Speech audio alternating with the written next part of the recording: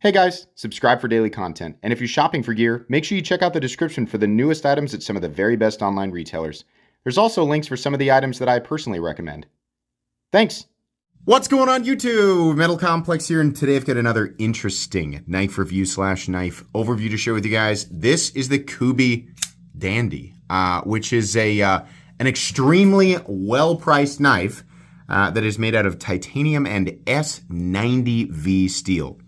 Very cool. I don't want to call it a trend yet, but I'm starting to see companies using S90V instead of M390, and I'm happy about that. I think they need to be making sure that they heat treat it properly, which we're going to talk about. But I think the move for some folks to go with S90V more often is a good one. Thank you so much to Kubey for sending this knife in for me to review. I will link this knife down below. It should be available at the time that you're watching this video. If you use my channel, if you use my links, it does help my channel, but that's entirely up to you. Thanks so much to my patrons for supporting me, and please make sure to follow me on Instagram at metal_complex. If you didn't know, I have a new mounting system for my camera. So sometimes I'll do this. It's because I spent the last 5 years assuming that the lenses for the camera were over here, and now I'm having to adjust because everything is flipped around. The benefit is that the camera will not shake anymore because it is not attached to the table, or the arm is not attached to the table. So please bear with me if the review seems a little bit awkward. It's because I am adapting. Let's go ahead and get a measurement. This is a fairly large knife. Overall length of the Kubey Dandy is coming in and about 8.5 inches. I think they listed as like 8.66. It looks like 8.5 to me. Blade length is coming in at about 3.85 and 3.75 inches of cutting edge. Yeah, that's right. Let's go ahead. By the way, there are a few different versions of this. You can get them in full titanium, and there were versions with carbon fiber inlays where the frame lock was not completely exposed and partially under those inlays, which I think is the ideal variant. But these variants that you're seeing here cost a little bit less. We'll talk more about that here in a second. Let's go ahead, if I can find it, there, and do some size comparisons up against the Ontario Rat Model 1 and the Ontario Rat Model 2. And you can see here that this guy is about the same overall length as the Rat 1. It's just a little bit thinner at the profile. Let's go ahead and put it up against the Demco AD 20.5. There we go. How about up against the Spyderco PM2 and the Spyderco Para 3? Alrighty. Last but not least, let's put it up against the Benchmade Griptilian, or in this case, the Ritter Hogue, and the Benchmade Bug Out. Alright, I think we've established the size of the knife. How's the action? The action's really good, actually. Very nice, easy to manipulate flipper tab that is not, something that is going to bother your finger when you deploy it. The detent feels good. It feels like you're getting the full amount of leverage off of that flipper tab, right? The access to that lock bar is very nice. That's part of it.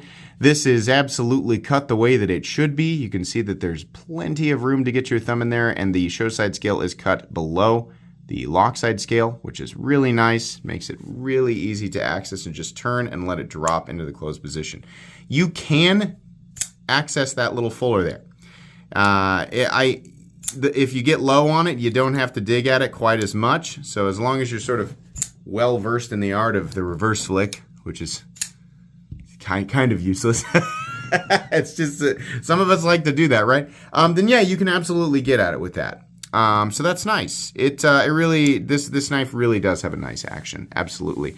Let's go ahead and do carry profile. So thickness up against the Spyderco Para 3. You can see here it is a little bit thicker, but not crazy, and you do get some contouring as well. Let's go ahead and do length and height up against the PM2 and Para 3. Gosh, this is so weird. It's not gonna, it probably looks totally normal to you guys, but like my whole world is like reversed now. It's so strange. It's messing with my flow here. Overall length, it is actually about as long as the PM2, way longer than the Para 3, but nowhere near as tall as either because of this long, slender pill body, right? Materials, we are looking at titanium and S90V. We can see here on the inside that it has absolutely been milled out for weight reduction, which is nice. There are a few different variants of this. If you're looking at this and going, yeah, gold and black, I don't know if that's really my thing. They have a plain one. They got a blue one. They used to have the ones with carbon fiber. There's one out there that's stone washed with a carbon fiber inlay. It's got a stone washed blade. Really handsome looking. That probably would have been my first choice, right?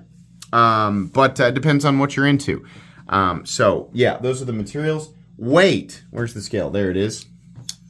The weight on this guy is coming in at not bad at all. 4.02 ounces for 3.85 inches of blade is almost a 1-to-1 ratio for the whole ounce and inch thing. Balance on this guy is coming in, it's quite a ways back, honestly. That's probably why it feels heavier than it actually is. The balance is quite a ways back here. There's a lot of titanium, and there's a pretty big bag spacer, and there's also a milled clip, right? And the blade is just not really, there's not a lot of mass there, so I guess that makes sense. It doesn't feel bad, though. Absolutely. Let's go ahead and do a hardware check. I'll get out my tools as per usual. My tools are very inexpensive and very recommendable. You can find them right down in the section of my description that talks about the tools I use in this channel. Where is it? There it is, T8. The pivot, is a T8. The lock bar insert screw is a T8. The body screw over here is a T8. All of these screws are T8. T8, wonderful. Thank you, Kubey, for doing that correctly. Just a couple of screws on each side. Minimal hardware, the right fastener heads. Great stuff, no complaints. Let's go ahead and measure blade stock thickness here real quick. My scale's about to fall. I wonder how long it's going to take for me to like figure this out. The camera. Blade stock thickness on this guy is coming in at 135 thousandths or so, so that's about normal, about middle of the road, right?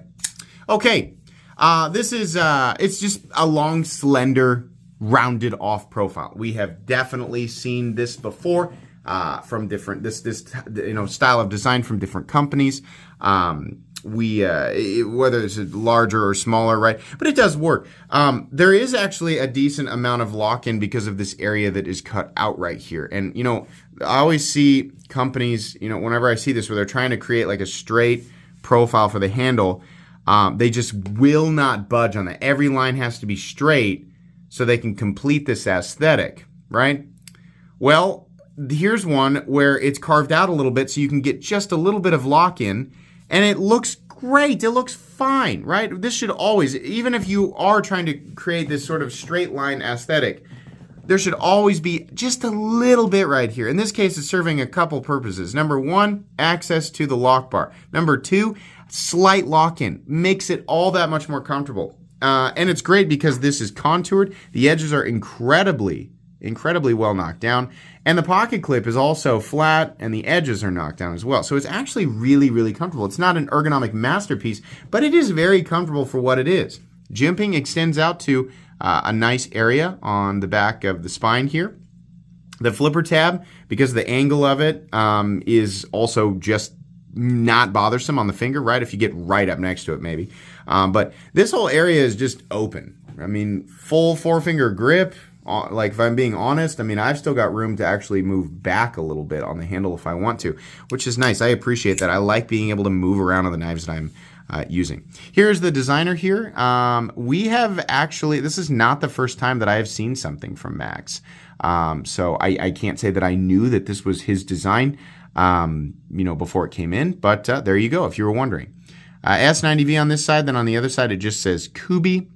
It's okay. I can't complain too much, right? It's just like the knife looks, this part of the knife looks really nice. And we have texturing, right? We've got a little bit of detail in the pocket clip and the backspacer. The reason I paused there is because once I get the blade out, the blade is, and it's great that it's S90V, right? And it's a simple sort of long sheep's foot blade or whatever you want to call it. It's fine. But it just looks really plain Jane next to the knife. And especially on this particular variant where it's black washed with the white text. For some reason, that really draws away from, I don't want to use the word immersion, but there's like a whole theme in the handle scales. There's like a whole thing going on, and then you get the blade out, and you're like, oh yeah, that's right. I'm looking at a friggin' pocket knife, you know. So I think it's just the white on black contrast and the simplicity of the blade that creates that for me. I don't know that it would be quite that way with the stone-washed version, and I just feel like it would be less contrast, less to draw my eyes away from things. This is a really weird critique. I'm just telling you guys what I think. The blade, you have a flat that runs out, the max thickness of the blade is probably, it doesn't really start to taper until somewhere in here. So it might be running about 60% the length of the blade. In fact, yeah, I can see it. You can see where the flat ends, about right there. Reasonable amount of material, reasonable amount of material out to the tip. And the nose does point down, so you can complete, your draw cuts, things like that fairly easily. The edge is fairly thick, for this profile. And it's because it's 135 thousandths, and it just does not taper quickly. And there's just not a lot of room to taper, right? However, factory edge, slicing paper, it does not have a problem, which does not surprise me at all. Sorry. I got caught, I think, back here, which is really the only ugly spot on the knife. Ew, I don't like to see that. A little, it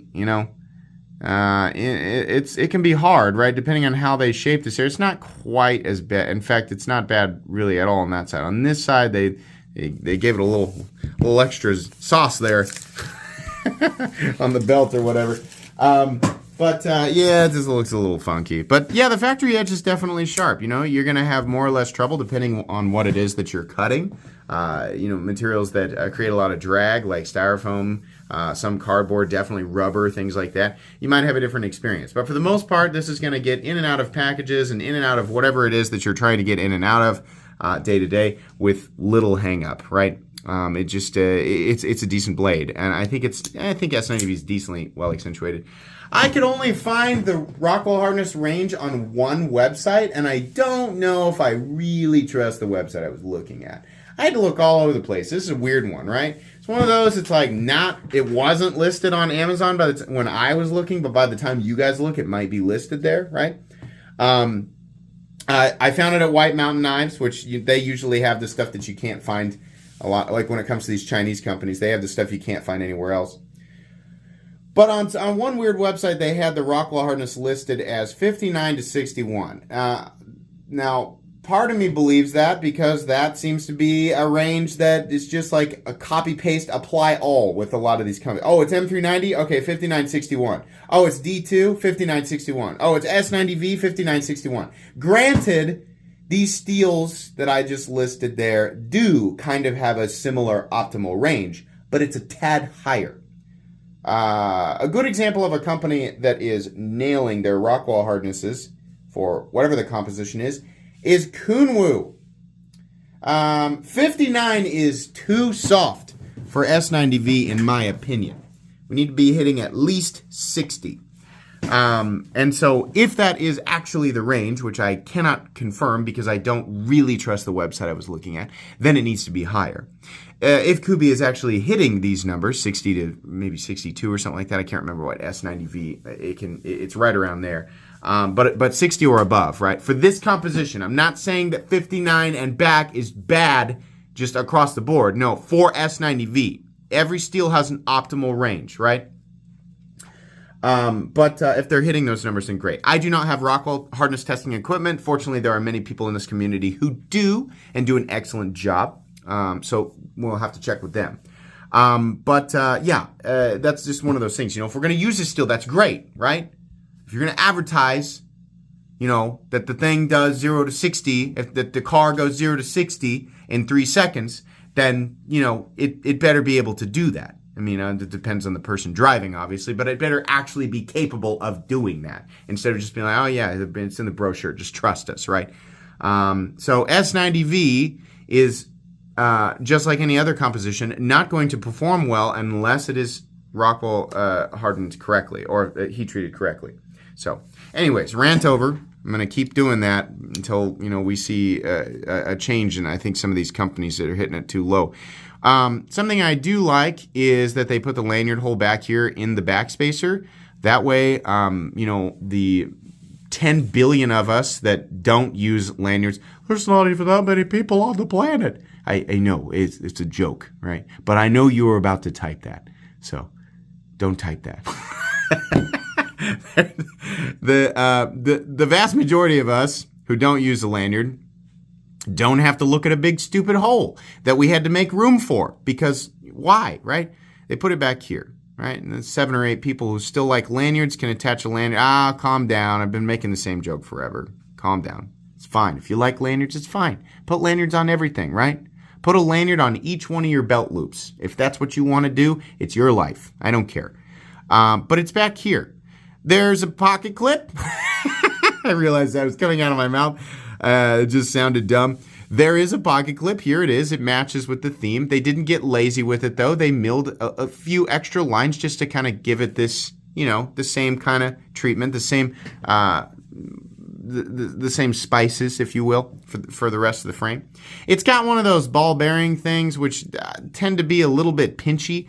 The reason I don't like these, and yes, they do fix onto your pocket really well. It's really hard for a knife like this to come flying out of your pocket if you're like doing parkour, if you're doing ninja, like if you're day to day, like if you wake up every morning and you go to work, right? You clock in at 8 o'clock as a ninja and you just jump around and do flips between buildings and stuff to like fast-paced music, right? Well, then, it's great because this is going to stay clipped to your ninja pants. Or are they pants or is it a whole outfit? I don't know. I always imagine it'd be weird as a robe, right? Because you're fully dependent on the belt to just hold it together. Otherwise, what's stopping it from flying open when you're doing a flip? Anyways, yeah, it'll clip to you is what I'm saying. My issue is I have thrown these types of knives, these types of clips more often than any other knife. What do you mean? I go to pull it and it gets caught on the pocket seam. Right? Because this is so pinchy. It's just doing its job so well. Right? And so I pull harder and then I slip off of the knife right at the exact moment that the clip finally releases the pocket seam and then I just whip it across the ground. That happens all the time with these and it drives me nuts. When it's time for the knife to come out, I want it to come out with no extra effort, right? I don't hang upside down, or I'm not a ninja, I'm not a vampire, right? I'm not a professional parkourist. I don't know how you say that occupation. Is that a real occupation? I don't know. I don't do that type of stuff, right? Occasionally, I might be up on a ladder or something like that, but for the most part, I've found that your run-of-the-mill pocket clips work just fine. Like the clip on the bug out, yep, that works fine. Same with the clip on the Pair 3. This is an MXG clip, but it's not a whole lot different. This one is a lot like the Spyderco clip. Also works just fine, right? The ball bearing clips, some people just absolutely love them, right? Skydiving or, whatever. Not for me, but it's fine and it looks good and it will do the job. Carry depth is right here. Not a lot sticking up out of the pocket, and that's nice. Smooth surface, right? Whether you have one of the inlay versions or you have the titanium one. So in and out of the pocket, outside of the pinchy clip, should be just fine. There are garage stops. What does that mean? It means that the stops, the blade stops are attached to the blade, and they run on this little area that's milled out right here. And when they finally do come to their, resting place, they're housed underneath the titanium scales, which is nice, right? What's the benefit there? I don't know. That's just where they go.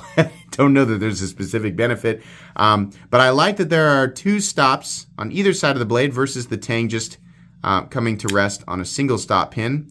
It seems to help out with lockup solidity while maintaining smoothness a little bit better. And during some awkward cuts where if you're cutting and kind of turning a little bit, it does mitigate pressure away from the pivot. Or at least I like to believe that that's the case. In any case, I found that the action part is at least very true, right? There is no blade play up, down, left, or right. We're coming in, at maybe a 50% lockup, which is also just fine. There is no lock stick. There is no double clutch, which I'm sure you guys know by now. You've been watching me do this, right? There is no pivot lash at all. Extremely smooth and consistent action in here. And the detent, is nice, right? It's about, I'd call it about medium, perfect centering, right? But it's good in relationship to the flipper tab. What's the price on this thing? So listen, why am I?